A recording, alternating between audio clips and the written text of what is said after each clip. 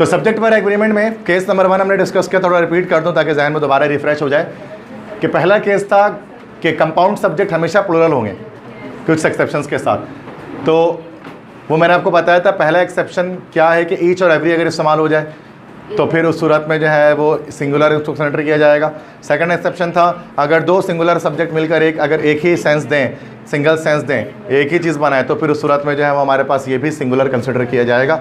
जैसे bread and butter is my food, इस तरह से। अच्छा, इसके बाद क्या है कि एक्सेप्शन हमने आप एक्सेप्शन थर्ड देखा था कि अगर इस तरह के वर्ड आ जाएं as well as, together with, along with, addition to, ये सारे वर्ड जो है वो कंपाउंड सब्जेक्ट नहीं बनाते। ठीक है, जैसे कि फर्स्ट वाले पे उसके बाद फर्स्ट वाले सब्जेक्ट के लिहाज से हम लिख रहे होते हैं, जैसे ही along with his friend is coming today.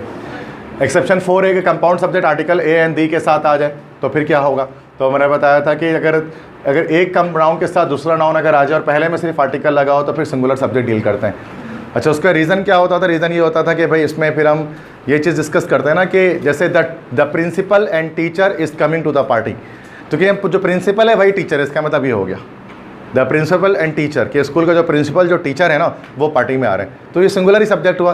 लेकिन हम ये कहते हैं the principal and the teacher is coming to the party, दो अलग अलग लोग हैं, मतलब ये कंसेप्ट ये जाता है। इस वजह से अगर द प्रिंसिपल एंड सेक्रेटरी है तो मतलब ये दोनों एक ही बंदे हैं, तो वो वॉज इन्वाइटेड। लेकिन अगर the principal and the secretary होगा तो ये दो अलग अलग बंदे हैं, तो सूरत में इसको प्लूरल कंसिडर करेंगे। तो ये कॉन्सेप्ट है इसके पीछे। फिर एक्सेप्शन नंबर 5 मैंने बताया था, और, नॉर, नाइदर, नॉर, आइदर, और, नॉट ओनली बट आल्सो। इनमें सेकंड वाले जो सब्जेक्ट होगा उससे एग्री करेगा ये। सेकंड से मुराद neither Salman nor his brother Aamir is capable of doing this work, तो यहाँ पर हम जो सेकंड हिज ब्रदर आमिर उसके लास्ट से लगा देंगे।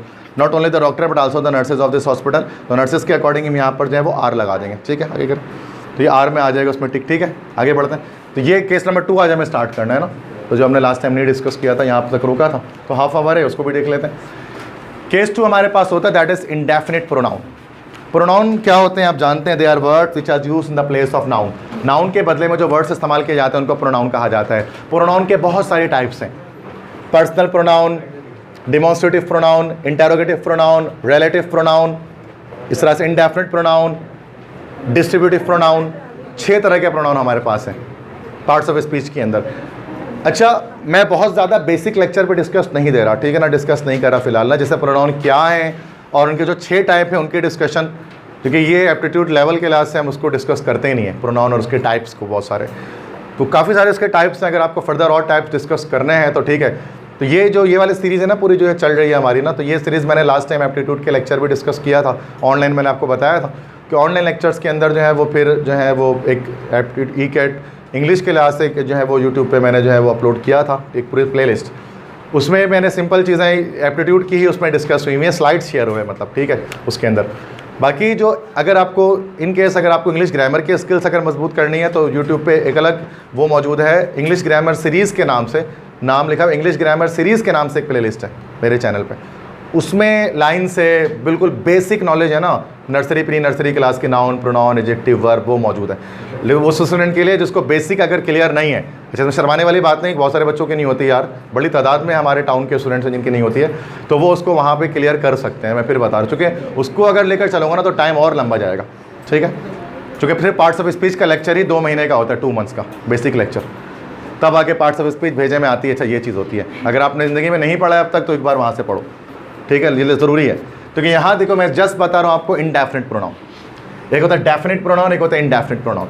डेफिनिट प्रोनाउन क्या है भाई, मतलब ये पर्सनल प्रोनाउन भी जिसको हम कहते हैं। पर्सनल प्रोनाउन क्या होता है, जो किसी पर्सन की जगह पर लगाया जाता है, किसी शख्स की जगह पर लगाया जाता है, जैसा कि I, you, we, they, he, she, it, ये सारे पर्सनल प्रोनाउन होते हैं। जब आप ही या शी कह रहे होते हो ना तो आप किसी जगह किसकी जगह पर कह रहे हो आपको पता होता है, ठीक है। जैसे मिसाल के तौर पर कि शाम के 6 बजे मेरे फादर जो है जैसे कि जॉब से घर आते हैं अगर, तो मैं जब नॉक होती है तो मैं समझ जाता हूँ कि मेरे फादर जो है वो घर पर आ चुके हैं। तो हम ये कह सकते हैं अगर शाम के 6 बजे दरवाजे पर दस्तक होती है तो भाई हम कहते हैं he is at the door, English में कहना तो he is at the door, वो दरवाजे पर हैं। यहाँ मैंने ही इसलिए कहा फादर की जगह पर जो कि वो डेफिनेट है, हमें पता है कि हम किसके लिए है वो इस्तेमाल कर रहे हैं। और एक होता है इनडेफिनेट, जिसमें आपको पता ही नहीं होता कि आप किसके लिए इस्तेमाल कर रहे हो, ठीक है, रात का 3 बज रहा है, ठीक है, और फिर जो है वो दरवाजे पर दस्तक होती है, नॉक होती है, अब नहीं पता। कोई भी एक इनडेफिनेट पर्सन, ज़रूरत चोर जो है खटखटाएगा नहीं भाई इतने शरीफ चोट थोड़ी ना होता है। तो वो रात के 3 बजे अगर दस्तक हो जाती है तो फिर आपको नहीं पता कि दरवाजे पर कौन है, तो आप अगर आप इंग्लिश में अगर बोलना अंग्रेज कैसे बोलेगा, someone is at the door. अगर तो हम बोलेंगे कोई दरवाजे पर है, तो ये कोई जो है ना, ये जो समवन है, समबडी है, that is called indefinite pronoun, जो नहीं पता किसके जगह पर इस्तेमाल कर रहे हैं। नाउन हम मिसिंग है, नाउन के बारे में नहीं जानते। तो इंडेफिनिट प्रोनाउन हमारे पास सिंगुलर भी होते हैं, प्लुरल भी होते हैं, और कभी सिंगुलर प्लुरल दोनों होते हैं। अब सिंगुलर सब्जेक्ट कौन कौन से ले रहे होते हैं अपने साथ? वन वाले, समवन, एनीवन, एवरीवन। वन वाले, बड़ी वाले, इसमें खुद ही लिख लेते हैं, समबडी, एनीबडी, एवरीबडी, ये सिंगुलर लेते हैं। थिंग वाले, ठीक है, समथिंग, एनीथिंग, एवरीथिंग, ये सारे हमेशा सिंगुलर जो है ना कंसिडर किए जाते हैं, और सिंगुलर वर्ब्स अपने साथ जो है वो लेते हैं, ठीक है। ईच, एवरी, आइदर, नाइदर, ये सारे भी सिंगुलर कंसिडर किए जाते हैं। ईच, एवरी मैंने पहले भी शायद बता दिया, ठीक है, ये सब सिंगुलर कंसिडर किए जाते हैं। प्लुरल में क्या आ गया? Many, both, few, a few, या फिर मैनी आ नाउन, जैसे मैनी आ गर्ल्स, मैनी आ बॉयज़, मैनी आ टीचर्स, है ना, मैनी आ पॉलिटिशियंस। तो उनको भी, उनको फिर क्या होता है, देखो बोथ मतलब many, both, few, a few, ये प्लुरल कंसिडर किया जाता है। लेकिन अगर मैनी आ नाउन आ जाए तो ये एक्सेप्शन इसके अंदर भी कि ये सिंगुलर कंसिडर किया जाएगा। मैनी आ पॉलिटिशियंस, अब उसका इज लगेगा, फिर वो सिंगुलर कंसिडर करेंगे। अभी एग्जाम्पल देता हूँ। अच्छा, सिंगुलर प्लुरल दोनों क्या हो सकते हैं कि सिंगुलर कंडीशन डिपेंडेंट होते हैं, वो ये है, सम, सिर्फ सम लिखा हो, एनी लिखा हो, नन लिखा हो, ऑल लिखा हो, मोस्ट लिखा हो, ये सारे सिंगुलर या प्लुरल सब्जेक्ट के अकॉर्डिंग देखकर हो रहे होते हैं, ठीक है, जुमले के एतबार से इसमें हम देख रहे होते हैं। अब इसके हम प्रैक्टिस करते हैं कि ऐसा किस तरह से होता है, कैसे होता है। जैसे देखो examples, everybody among your friends likes playing football. हाँ, एवरीबडी अमंग योर फ्रेंड्स मतलब लाइक्स प्लेइंग फुटबॉल। अब ये एवरीबडी है तो ये क्या ऐसा सिंगुलर है, तो everybody among your friends likes playing football. अगर चाहिए प्लुरल आ रहा है तो मतलब कि आपके दोस्तों में से हर कोई फुटबॉल खेलना पसंद करता है तो प्लुरल तो लाइक आना चाहिए, बट लाइक्स आते हैं, बिकॉज सब्जेक्ट वर्ब एग्रीमेंट का रूल है कि जितने भी सिंगुलर वाले इंडेफिनिट प्रोनाउन होते हैं इन सबको सिंगुलर कंसिडर किया जाता है। सेकंड है ईच ऑफ द मैंगोज। अब इज राइप या आर राइप, ईच आया ना, तो is singular, each of the mangoes is ripe, are ripe नहीं हो सकता। द टीचर आस्क्ड, अच्छा मतलब अब ये गलती हो जाती है, चाहिए गलती पता है मोस्ट ऑफ द टाइम्स ये गलतियाँ होती रहती हैं। मैंने भी लास्ट टाइम मैंने एक मतलब ऐसे ही एक चीज़ शेयर की थी सोशल मीडिया पर, तो वहाँ पर मैंने लिख दिया था one of my students name this. ये वन ऑफ के साथ स्टूडेंट आता है, स्टूडेंट्स नहीं आता, ठीक है। तो वन ऑफ माई स्टूडेंट्स है ना, तो उसको सिंगुलर कंसिडर करते हैं, तो वो उसमें इज लग रहा होता है, मैंने आर लगा दिया था।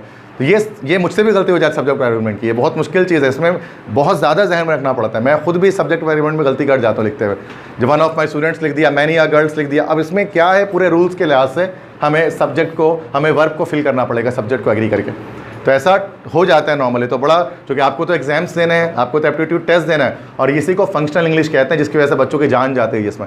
जब बच्चे तुक्का मार के आते हैं, वजह है कि इतने रूल्स याद ही नहीं रखते, वो कहते हैं सर हम क्यों रूल्स याद रखें, जो सही लग रहा होगा जैसे हम वो लगा देंगे उसमें, जो फिट कर रहा होगा। बचपन से यही किया है 9th क्लास से, जो अच्छा लगता है, सूट करता है, वो लगा देता है। ग्रामर में तो यही होता है भाई, बड़ी गलत होता है।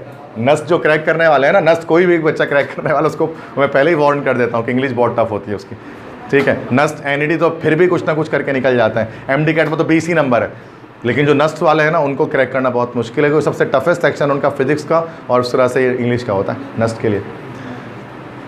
नेक्स्ट है the teacher asked the students if every one of them was ever ready to attend the classes. Every one of them, every one, ठीक है, तो was ready to attend the classes, every one आ गया, ठीक है, इस rule पे। Next है many dash invited but a few dash come. Many was या मैनी वर इन्वाइटेड, जब प्लूरल है ना तो मैनी वर, बहुत से लोगों को दावत दी गई, बट अ फ्यू डैश कम, तो प्लूरल है ना तो प्लूरल में हैव लगता है, but a few have come. तो many were invited but a few have come, बहुत से लोगों को दावत दी गई बट कुछ लोग आए। फिफ्थ है मैनी एन ऑरेंज डैश रॉटन। अच्छा, अब मैनी ये वाला कैसा आ गया, सिंगुलर लेंगे, तो many on orange was रॉटन, not were रॉटन। Next है सम ऑफ द बिस्किट। अच्छा, आप देखो सम वाला केस आ गया यहाँ पर, सिंगुलर प्लूरल दोनों हो सकता है। अब देखेंगे सम ऑफ द बिस्किट है, सम ऑफ द बिस्किट, तो बिस्किट के लास्ट फैसला करेंगे क्योंकि सिंगुलर है, तो some of the biscuit was eaten, some of the biscuit was eaten. अगर सिंगुलर होगा तो उसमें none of the 5 players who dash given a chance to join this team dash well.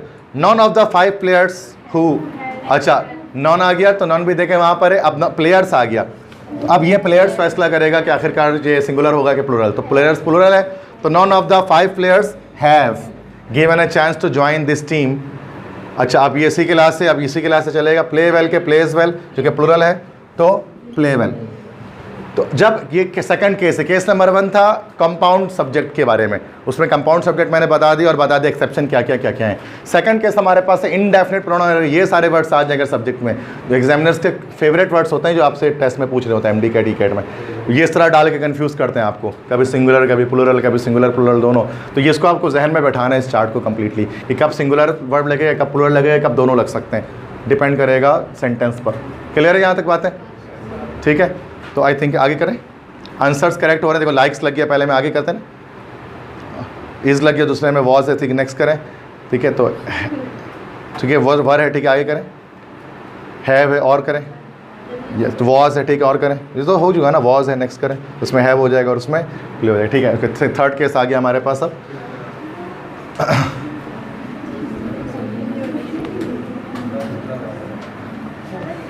Third case से collective noun के बारे में। Noun के फिर मैं बताऊँ, नाउन के फर्दर टाइप्स होते हैं भाई। Noun is the name of any person, place और थिंग।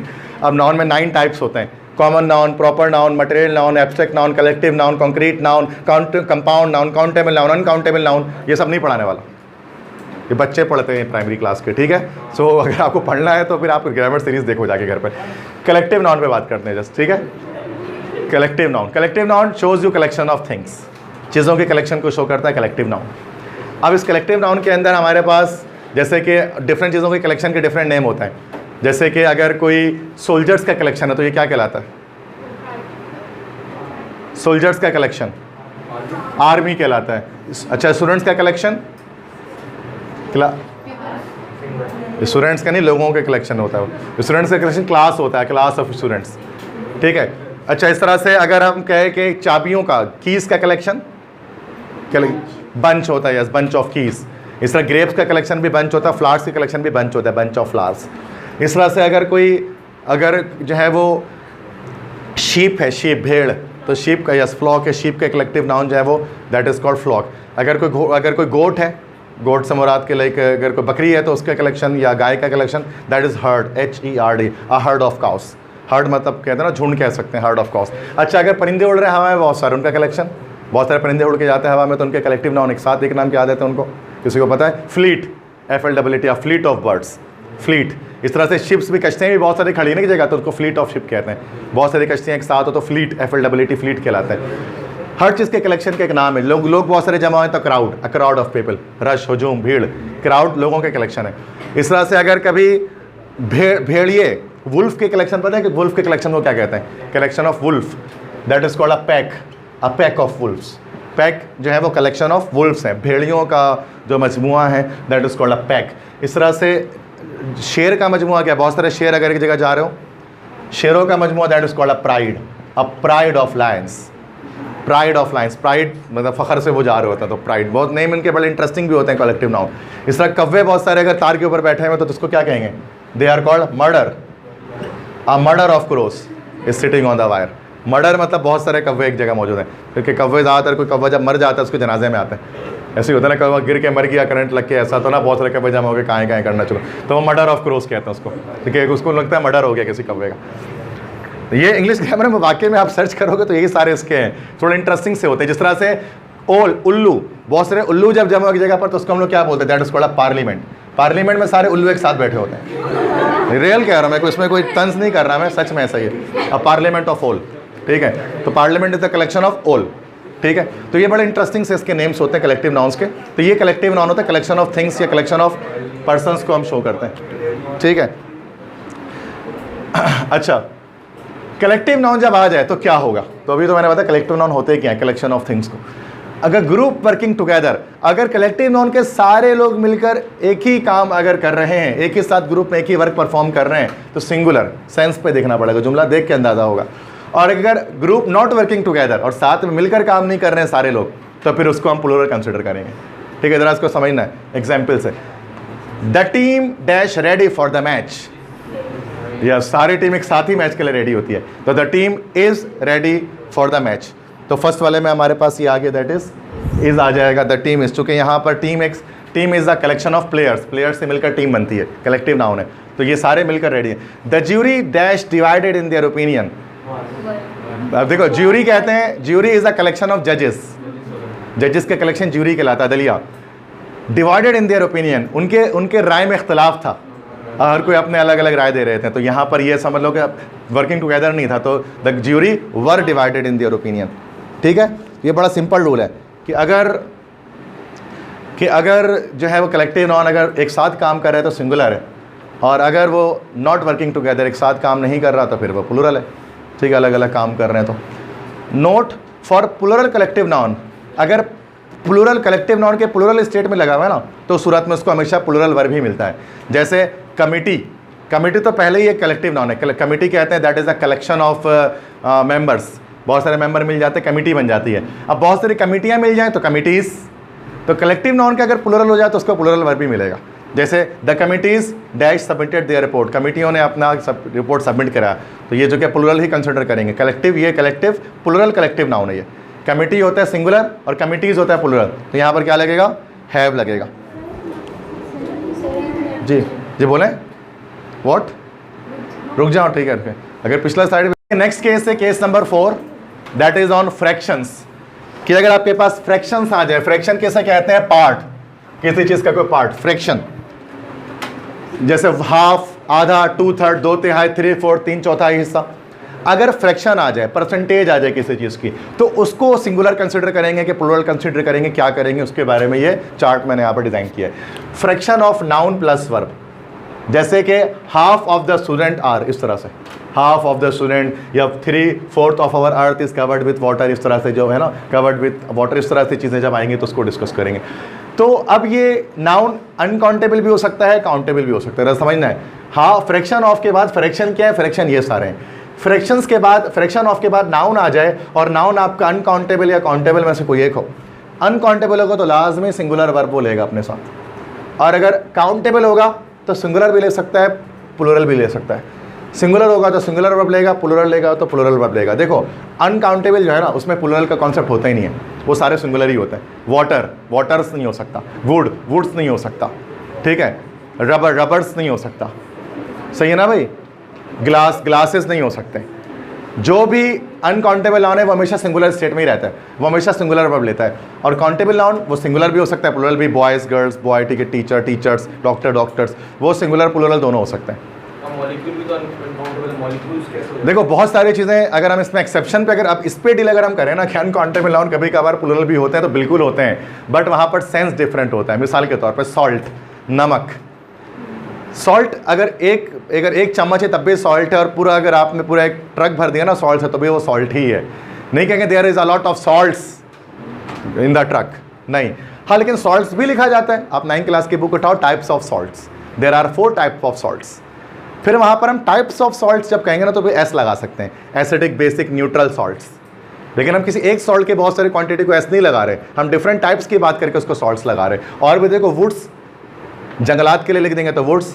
9th क्लास में रॉबर्ट फ्रॉस्ट की नज़म थी, stopping by woods on a snow evening, है ना, जंगलात में रुकना एक बर्फानी शाम में, तो स्टॉपिंग बाय वुड्स था उसके अंदर, तो वहाँ पर एस कैसे आ रहा है, तो वो तो वुड है ना, तो वुड्स आ गया उसके अंदर, चुके फिर वहाँ पर वो चीज़ हो गई हमारे पास, जंगलात के मायने में आ रहा है तो फिर वो वुड्स हो गया। वाटर, वाटर के साथ भी एस, वाटर के साथ एस लगता नहीं है। There is a lot of water in our tank, waters नहीं कह सकते हैं कि there is a lot of waters in the tank, गलत हो जाएगा, इतनी इंग्लिश सबको आती है। लेकिन वाटर्स कह सकते हैं किस सिनेरियो में, अगर उसके मतलब समंदर हो।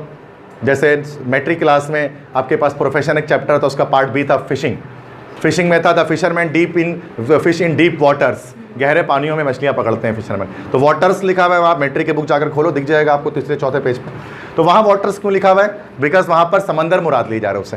तो जब कभी अगर काउंटेबल नेम अनकाउंटेबल के साथ ऐसे एस लग रहा होता है ना, तो वहाँ मामला, जैसे glasses, I am wearing glasses, मैंने चश्मे पहने हैं, वहाँ ग्लास से मुराद शीशा नहीं है, चश्मे को हम ग्लासेस कह सकते हैं, then that case glasses possible है। प्लास्टिक, प्लास्टिक भी एक अनकाउंटेबल नाउन है, बट प्लास्टिक्स हो सकता है जब हम टाइप की बात करें। There are 2 types of plastics, thermoplastics, thermosetting plastics. समझ गए मेरी बात को? तो जब हम बात करते हैं काइंड्स की, टाइप्स की ना, तो एस लगाया जा सकता है, लेकिन हम किसी एक चीज़ की ज़्यादा बड़ी तादाद में हम एस नहीं लगाएंगे, ठीक है। यह सिंपल रूल है, इसको याद रखिए। अनकाउंटेबल नाउन हमेशा सिंगुलर कंसिडर किया जाता है, काउंटेबल नाउन सिंगुलर प्लूरल दोनों हो सकता है। Half of the hotels dash close today. Hotel, अब होटल क्या है भाई, होटल आपके पास जो है वो काउंटेबल नाउन होता है और प्लूरल में, तो होटल्स के लिहाज से क्या लग जाएगा, आर, ठीक है। Half of the hotels are close to, अगर होता हाफ ऑफ द होटल फिर क्या हो जाएगा, एज हो जाएगा। अच्छा, 1/3 of the land dash been cultivated, ज़मीन जो है ना वो अनकाउंटेबल है, तो हाफ ऑफ द लैंड तो क्या आएगा इसके साथ, सिर्फ हैज़ आएगा, half of the land has been cultivated. सही है, समझ गए। तो half of the, 2/3 of the, 3/4 of the, ये आ जाए तो फिर हम देखेंगे अगर अनकाउंटेबल है तो सिंगुलर, और अगर काउंटेबल है तो फिर उसके जो लिखा हुआ है उसके साथ वर्ड नाउन जो सिंगुलर प्लूरल उसके लिहाज से फैसला करेंगे कि कौन सा वर्ब आएगा। क्लियर है ये बात, लिखना है किसी को, ठीक है लिख लें उसको। अच्छा, 5th केस है, 5वां केस है, अ नंबर और द नंबर, बस ये सिंपल केस है। अ नंबर के साथ प्लूरल, द नंबर के साथ सिंगुलर। जैसे a number of girls dash passed, a number of girls dash passed, a number आ गया तो क्या लगेगा, प्लूरल, तो क्या होगा, a number of girls have passed. The number of buses dash increasing, yes, the number आ गया तो the number of buses is increasing. तो आ नंबर आ जाए तो सिंगुलर प्लूरल और द नंबर आ जाए तो सिंगुलर, बस ये रूल है। केस 5,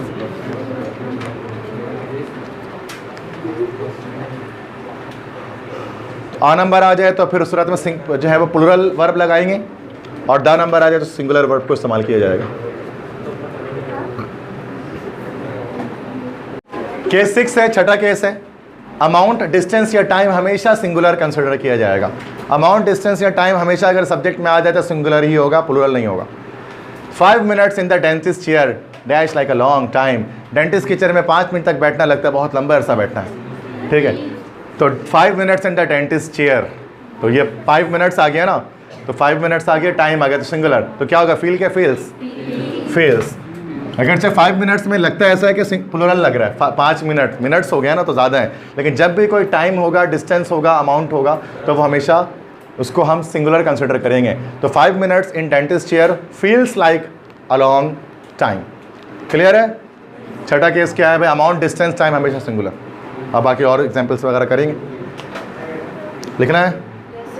ओके, फर्स्ट एक्सरसाइज हमारे पास है, my friend and advisor is dead are dead. My friend and advisor, ये एक ही बंदा है, ये तो इज डेड। मेरा दोस्त और मेरा नसीहत करने वाला वो मर चुका है, तो इज आएगा, एक ही बंदा है ये। The manager and the owner of this house dash वर, अब ये वर हो जाएगा, नोट, ठीक है, वर। अब slow and steady dash the race wins the race. वैसे आपको पता है एक ही बात होती है, कंप्लीट एक सेंस देता है, slow and steady. Each of the boys dash given a pen, singular consider करते हैं ईच को, each of the boys was given a pen. One of the girls dash short, तो वन में क्या हम सीन लगाते हैं, वन अगर आ जाए तो वन का कॉन्सेप्ट हमने लिया है, नहीं लिया वन का कॉन्सेप्ट, देखते हैं देखते हैं, पीछे जाते हैं।